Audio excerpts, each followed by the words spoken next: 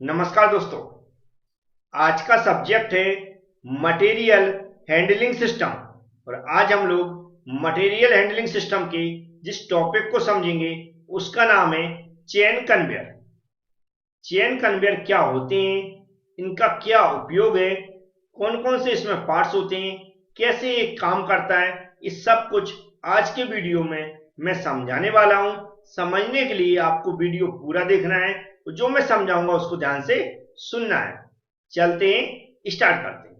सबसे पहले हम लोगों को समझना होगा कि कन्वेयर होते क्या हैं। तो ध्यान से सुने। कन्वेयर क्या है? एक सिस्टम है। कन्वेयर क्या है? एक सिस्टम है। इस सिस्टम की सहायता से हम लोग किन्हीं दो फिक्स स्थानों पर किन्हीं दो फिक्स स्थानों पर जहां पर हमें लगातार किसी मटेरियल को ट्रांसफर करना होता है, भेजना होता है, वहां पर हम बिना किसी मशीन या फिर कह सकते हैं बिना किसी व्हीकल या फिर बिना किसी लेबर की सहायता से इस कन्वेयर सिस्टम से लगातार उन दोनों फिक्स स्थानों पर मटेरियल को ट्रांसफर कर सकते हैं। तो इस सिस्टम को हम क्या बोलते हैं? कन्वेयर सिस्टम बोलते हैं या फिर कन्वेयर बोलते हैं। अब हमें किस टाइप का मटेरियल ट्रांसफर करना है, किस टाइप की हमें मजबूती चाहिए कन्वेयर में, उन सब के आधार पर कन्वेयर को अलग अलग भागों में डिवाइड किया गया है। तो जब हम कन्वेयर में एक चेन का उपयोग करते हैं, जब हम कन्वेयर में या कन्वेयर सिस्टम में एक चेन का उपयोग करते हैं, तो हम उस कन्वेयर को क्या बोलते हैं? चेन कन्वेयर बोलते हैं। क्या बोलते हैं? Chain conveyor. यहां पर आपको एक डायग्राम बना दिख रहा होगा, रियल वाला, जिसमें ऊपर आपको चेन लगी दिख रही होंगी। ये चेन लगातार घूमती हैं, ये चेन लगातार घूमती हैं। और इन चेन के ऊपर ही जब हमें किसी मटेरियल को एक स्थान से दूसरे स्थान पर ट्रांसफर करना होता है तो इनके ऊपर रख देते हैं।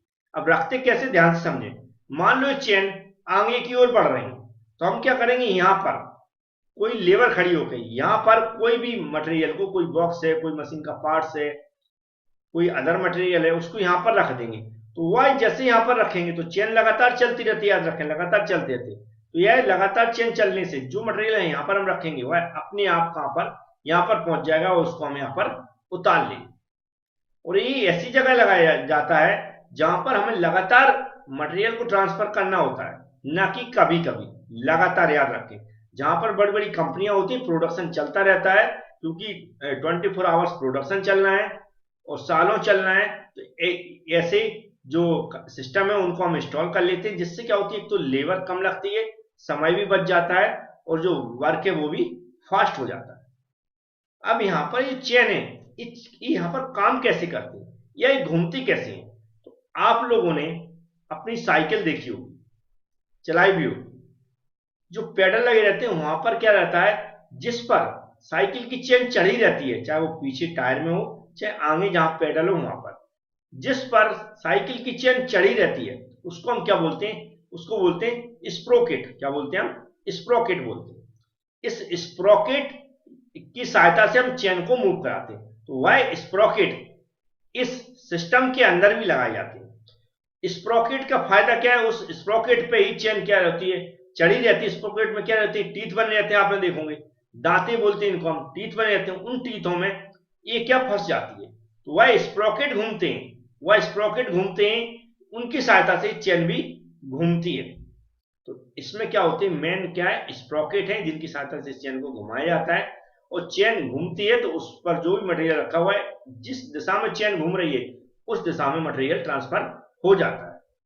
अब इसमें कौन कौन से पार्ट्स होते हैं, कैसे काम करती है, ये आगे समझ लेते हैं, क्योंकि उस डायग्राम को आपको एग्जाम में भी बनाना है। तो यहां पर इस डायग्राम की सहायता से हम लोग समझेंगे इसके कंपोनेंट।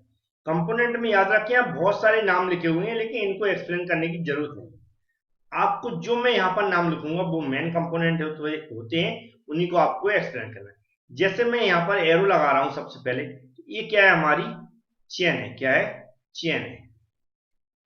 क्या बोलते हैं? चेन, या पुलिंग चेन भी बोलते हैं। इसका नाम क्या रखा? Pulling chain. ठीक है। तो ये जो कन्वेयर है जिसके आधार पर इसका नाम रखा गया है, तो ये चेन के आधार पर ही रखा गया, क्योंकि चेन क्या है, इसमें मेन पार्ट्स है जिसकी सहायता से हम क्या कर रहे हैं, किसी मटेरियल को एक स्थान से दूसरे स्थान पर भेज रहे हैं। ये चेन का जो चयन किया जाता है, मतलब इसमें जो लगाई जाती है, वह हमारी रिक्वायरमेंट के अकॉर्डिंग लगाई जाती है। मतलब हम इसमें कितना इन्वेस्ट कर सकते हैं, क्योंकि ये सस्ती भी हो सकती है, महंगी भी हो सकती है। वह हमें कैसे डिसाइड करना है, जो मटेरियल इसमें ट्रांसफर कर रहा है उसके अकॉर्डिंग, क्योंकि हैवी मटेरियल भी हो सकता है, हल्का भी हो सकता है। तो इसकी स्ट्रेंथ के आधार पर और इसकी जो फ्लेक्सिबिलिटी होती है उसके आधार पर क्या करते हैं, हम मटेरियल का हम चयन करते हैं, सिलेक्ट करते हैं, और उस आधार पर क्या होता है, यहाँ पर चेन का उपयोग किया जाता है। तो ये मेन होती है, ये जो घूमती है किसकी सहायता से घूमती है, ये स्प्रोकेट पर लगी रहती है, स्प्रोकेट घूमते हैं उसकी सहायता से घूमती है। अब इसमें एक काम कैसे करती है, मान लो मैं यहाँ पर खड़ा हूं, मान लो कोई व्यक्ति यहाँ पर खड़ा है, उसने क्या किया, यहाँ पर एक मटेरियल लोड कर दिया कहीं पर, क्योंकि चेन लगातार घूमती आ सकती है। चेन जिस तरह यहाँ पर बनाई गई, ये आपको दिख रही होगी, यहाँ पर जैसा मैं एरो चला रहा हूँ, ये आपको दिख रही पूरी ये चेन बनी है। ये हमने बताया कि कौन कौन से वर्क स्टेशन है जहां जहां पर हमें मटेरियल को भेजना है, उस तरह इसका पूरा रूट डिसाइड किया जाता है। मान लो मुझे यहाँ पर मटेरियल यहाँ से यहाँ भेजना है, फिर यहाँ से यहाँ भेजना है, और ऐसे लगातार चलते रहना है। तो मान लिया किसी वर्कर ने यहाँ पर मटेरियल लोड कर दिया, तो ये मटेरियल यहाँ पर रख गया, चेन चली रही, कंटिन्यू चलती रहती है, वह मटेरियल ट्रांसफर होकर यहाँ आ जाएगा। मान लो यहाँ एक लेबर ने उसको उतार सकता कभी भी, क्योंकि चेन कभी भी चलना बंद नहीं होती है। सिर्फ मटेरियल को हमें क्या करना, उसको यहाँ पर लोड करना, अनलोड करना।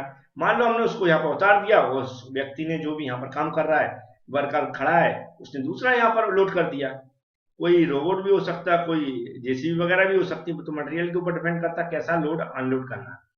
तो वह मटेरियल मान लो यहाँ पहुंच गया, यहाँ पर भी कोई व्यक्ति खड़ा है, उसने मान लो यहाँ पर दूसरा मटेरियल लोड एक्स्ट्रा लोड कर दिया, हो सकता है उसको यहाँ पर उतार लिया हो, यहीं तक पहुंचना हो। तो इस तरह ये चेन पर हम कहीं पर भी खड़े होकर मटेरियल को लोड अनलोड कर सकते हैं, क्योंकि चेन को इसमें रोका नहीं जाता, चेन लगातार चलती रहती है।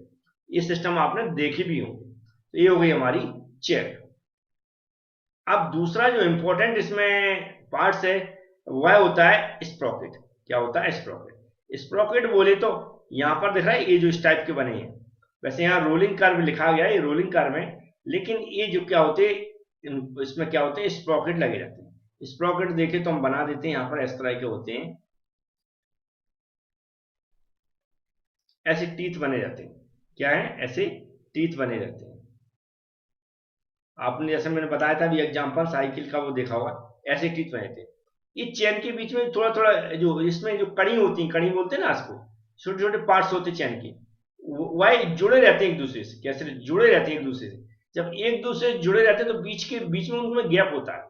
सभी चेन की जो कड़ियां होती हैं उनमें गैप होता है, उनकी जो कड़ी होती है उनके बीच में स्पेस होता है, जगह होती है। उस वह स्पेस का इनमें फंस जाता है, इनमें क्या होता है, जो टीथ बने थे इनमें फंस जाता है, और लगातार वह क्या होते हैं, आगे फंसते जाते हैं और पीछे की जगह छोड़ते जाते हैं। इस तरह ये घूमता, क्या वो घूमता, हमारा ये घूमता है, ये घूमता, इसकी सहायता से चेन अपने आप आगे को बढ़ती है।